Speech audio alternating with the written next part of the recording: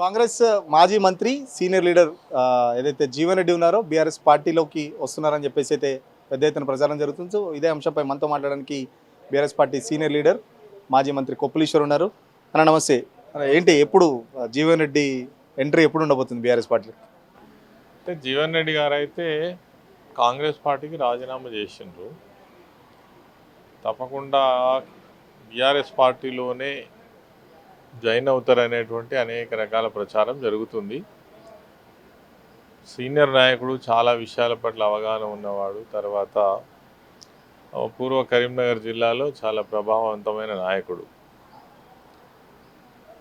తను కనుక నిజంగానే బీఆర్ఎస్ పార్టీలో చేరినట్టయితే తప్పకుండా ఆ ప్రభావం ఉంటుంది.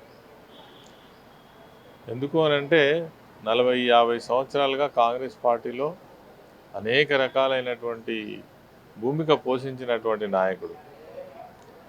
కాంగ్రెస్ పార్టీ విధానాలతో అంటే సంబంధం, ఒక విడదీయలేని సంబంధం ఉన్నటువంటి నాయకుడు.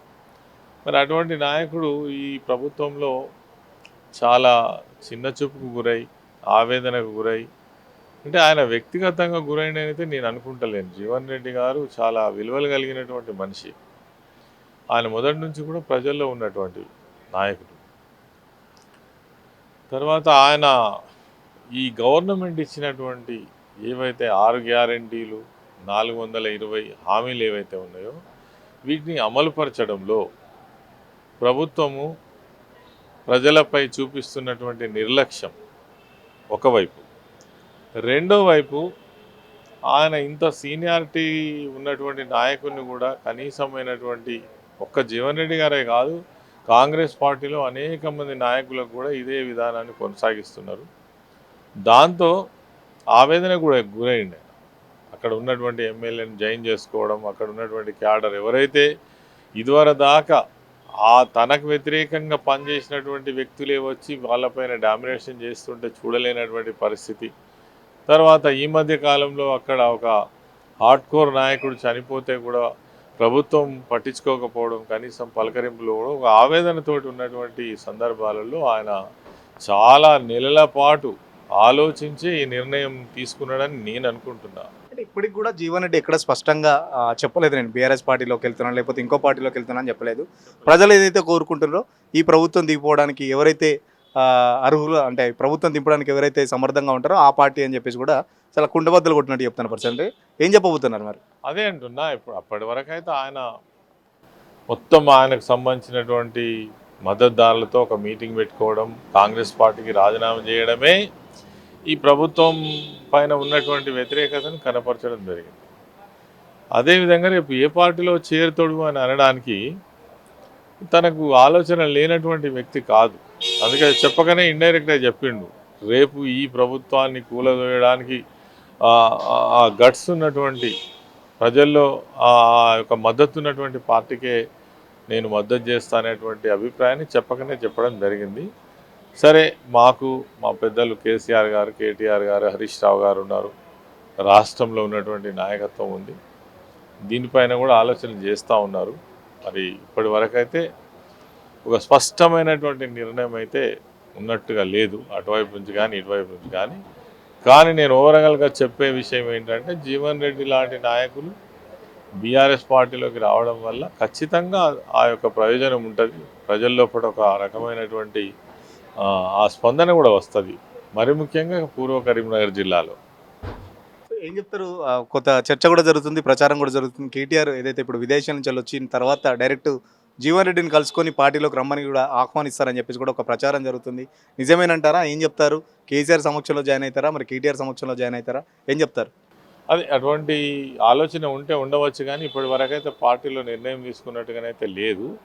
బయట మాత్రం ప్రచారం అందరూ అనుకోవడం జరుగుతుంది. మాకు కూడా చాలామంది ఫోన్లు చేస్తున్నారు, వస్తే చాలా సంతోషం అని మేము కూడా చెప్పడం జరుగుతుంది. ఒకవేళ నిర్ణయం తీసుకుంటే ఆ ప్రకారంగానే జరగవచ్చు. గతంలో ఇప్పుడు జీవన్ రెడ్డి పరిస్థితి చూస్తే కాంగ్రెస్ పార్టీలోనే పుట్టి కాంగ్రెస్ పార్టీలో పెరిగిన పరిస్థితి. సో కాంగ్రెస్ పార్టీలో అంతర్గత ప్రజాస్వామ్యం ఎక్కువ ఉంటుంది. మరి బీఆర్ఎస్లోకి వస్తే ఆ ప్రజాస్వామ్యం ఉంటుంది అనుకుంటున్నారా? ఎందుకంటే గతంలో పొన్నాల లక్ష్మి వచ్చినప్పుడు కూడా చాలా వరకు పొన్నాల లక్ష్మిని ఈ ఏజ్లో ఏం సాధిస్తావు, పదవుల కోసం వెళ్ళామని చెప్పేసి కూడా చాలా వరకు కాంగ్రెస్ పార్టీకి సంబంధించిన సోషల్ మీడియాలో తనను తిట్టిన పరిస్థితి. సేమ్ మళ్ళీ జీవన్ రెడ్డిని అట్లా ఉండబోతుందా? ఏం చెప్పబోతారు? అట్లా ఎందుకు ఉంటుందండి, పార్టీ కదా. పార్టీలో ఆయన సీనియారిటీకి కావచ్చు, ఆయనకున్న అనుభవానికి కానీ తగిన వాల్యూస్ తప్పకుండా ఇస్తారు. గతంలో కూడా అటువంటి వాళ్ళని గౌరవించడం కూడా జరిగింది. ఆ విధమైనటువంటి ఇబ్బందులు ఏమి ఉండవు. ఎందుకంటే తన స్థానాన్ని తనకు తప్పకుండా కేసీఆర్ గారు ఉంచుతారు. దాంట్లో ఇబ్బంది ఏం లేదు. సో ఎట్లా ఉండబోతుంది ఒక జీవన్ రెడ్డితోనే ఆగిపోతుందా జాయినింగ్ సంబంధించి? ఇంకేం చెప్తారు? ఇంకేమైనా నాయకులు టచ్లో ఉన్నారు? ఎందుకంటే కాంగ్రెస్ పార్టీకి చెందిన సీనియర్ లీడర్స్ అంతా చాలా అసంతృప్తితో ఉన్నారని చెప్పేసి మీరే చెప్పారు. సో ఇంకా వేరే ఏమైనా లీడర్లు రావడానికి ఏమైనా కేసీఆర్తో ఏమైనా మాట్లాడే ప్రయత్నం చేస్తున్నారా? ఏం చెప్తారు? అంటే ఈ ప్రభుత్వం పైన ప్రజల్లో అసంతృప్తి పెరిగిన కొద్దీ అక్కడ నిరాదరణకు గురైనటువంటి నాయకులు ఎవరైతే ఉన్నారో వాళ్ళందరూ కూడా ఒక ఆలోచనలో పడ్డట్టుగా మాత్రం తెలుస్తుంది. మరి ఈ మధ్య కాలంలో నేను వార్తలు చూస్తున్నాను, ధర్మపురి సంజయ్ కూడా ఆలోచనలు చేస్తున్నట్టుగా తెలుస్తుంది. కాబట్టి ఇది ఇంతటితో ఆగదు, అనేక మంది జాయినింగ్స్ కూడా అయ్యేటువంటి అవకాశం ఉంది.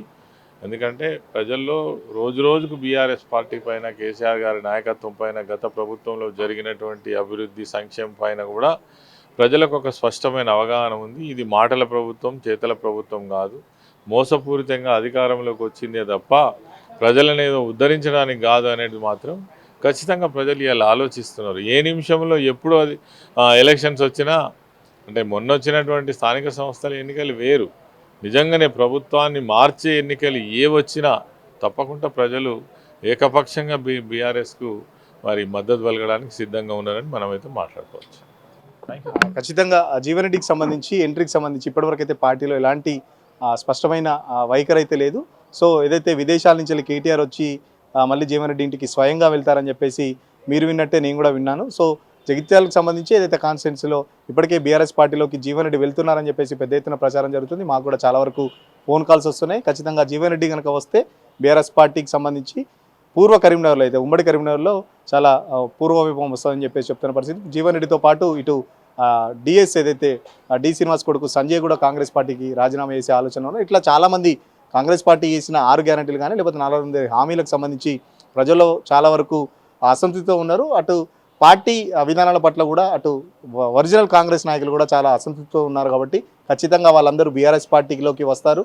వచ్చేది బీఆర్ఎస్ ప్రభుత్వమే. జీవన్ రెడ్డి ఒకవేళ వస్తే మాత్రం జీవన్ రెడ్డికి సముచిత స్థానం కల్పిస్తారు కేసీఆర్ అని చెప్పేసి కూడా కోపులీశ్వర్ చెప్తున్న పరిస్థితి. వీడియో జర్నలిస్ట్ సతీష్తో సురేష్ తెలుగుల కోసం తెలంగాణ భవన్ నుంచి. అసలైన తొలి వెలుగు. ఫాలో వాట్సాప్ @తొలి వెలుగు official.